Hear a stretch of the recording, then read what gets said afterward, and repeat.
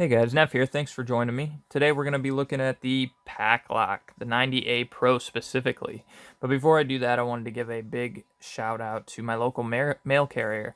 Not just for being on top of delivering me my packages, but because he has an interest in lock sport too, and he actually dropped off and let me borrow this little care package of locks here, including the 90A Pro that you guys are going to see today. So I just want him to know I really appreciate that, and I'm really excited about it. Now on to the lock. Paclock 90As are pretty similar to the American 1100s that are a staple in the lock sport community. There are some differences that I'm actually looking forward to making a video covering a little bit more in depth.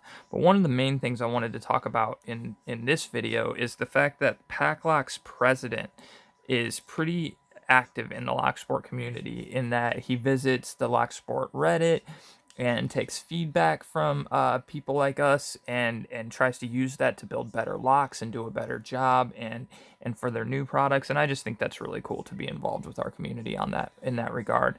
On top of that, there's what's called the secret menu. So if you ever go to buy Paclock 90A, or I think even a couple other ones, they sell it, I think, exclusively through Amazon.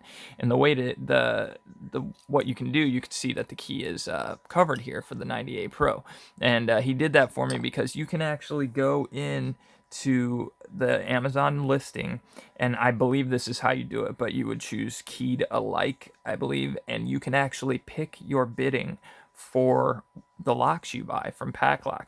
So on top of trying to listen to the lock sport community and all that, they also let you you can bid a lock however you want. If you want to make something super challenging for yourself, or even make a joke lock that has all the same cut all the way down the line. I just think that's really cool. So 90A Pro today. That's what we're looking at. Let's get her chucked up in the vise and see how it goes. Alrighty guys, we got her locked up. No lock cam today because I like to pick padlock cylinders in the body because like in these you can see it moves around. That actually makes it a harder pick for me.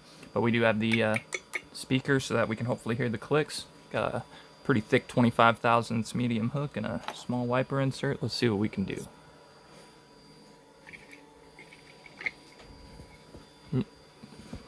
Touching the camera there. Alright. And key's still covered. We'll go ahead and look at the bidding afterward. I'll just try and go front to back here. This is a 7-pin lock. Nothing on 1, 2, little bump on 3, no click. 4, click on 5.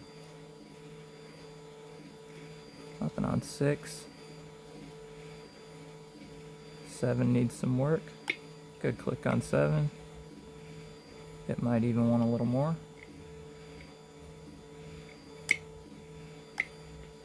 Another click on 7.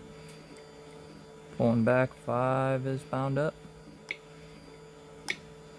Good click on 5. It wants some more.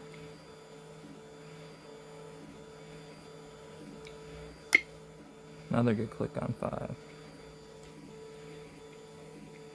Alright. Based on what I'm feeling, I think this is going to be a bunch of peaks and valleys. We're going to have an up, down, up, down, up, down key because 2, 4, and 6 actually feel set. So let's go back to the beginning. 1 is bound. Couple clicks on 1 all the way up. 2 feels set.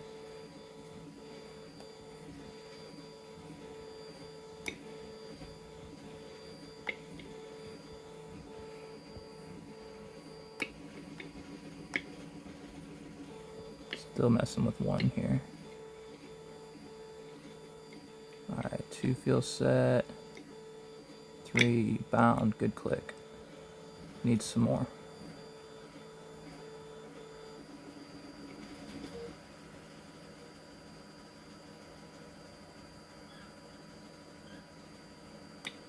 Another click on 3, real light. 1 needs some more. Good click on 1. I think it wants even more. Let's try that again. There we go. Alright, so it was really just 1, 3, 5, and 7 needed some work. I'll go ahead and I'll show you that turned a little bit more than so that it's visible here. Well, actually, we'll pop the lock. This one's weird, so we'll talk about it when I gut this. But with this type of lock, I actually don't like popping it because it's actually doesn't want to pull back right now. I'll gut it here, and I'll show you what I'm talking about.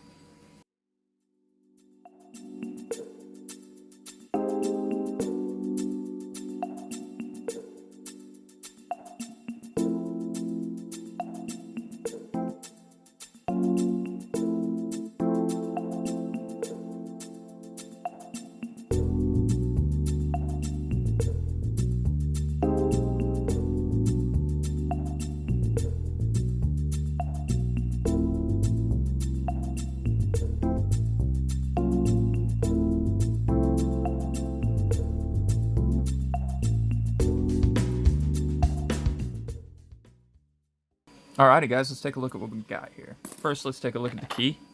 And yep, you got those peaks and valleys here. I don't know how high they count the lifts on here, but see, it's just got that, so it's not like I assume it'd be like 1.7 or 1.9, so 1.7, 1.7, 1.7, or 1.9, 1.9, something like that. You can see it's got the same or close to the same. No, these are different cuts. So you can see that that key pin is the smallest, so it's not exactly what I said, but pretty close to it. Oh, come on, focus. There we go. And then let's take a look at these driver pins here.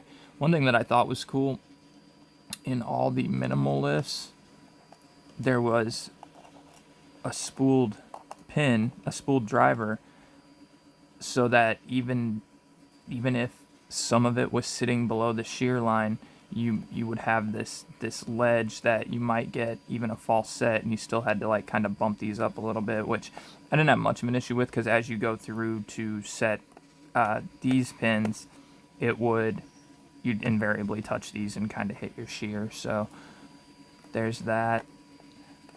Nothing super amazing. Let's take a look at the cuts on these serrated pins. They are not bad at all. One of these days, like I said, I'll do a video comparing these to the American 1100 and see what the differences are and what we can expect out of it. Let's take a look at these, the spools. I don't know. I almost feel like they're kind of weak, but this top part is the part that you don't even work with anyway. So this ledge down here, I mean, it's got a nice sharp ledge, so it's not bad. Pretty good stuff. The springs are quality steel.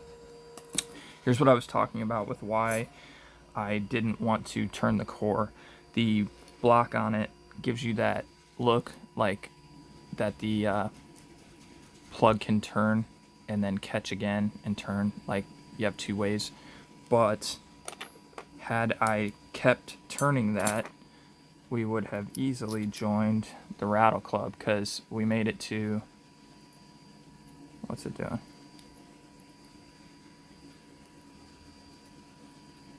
Oh, some of the springs fell in it.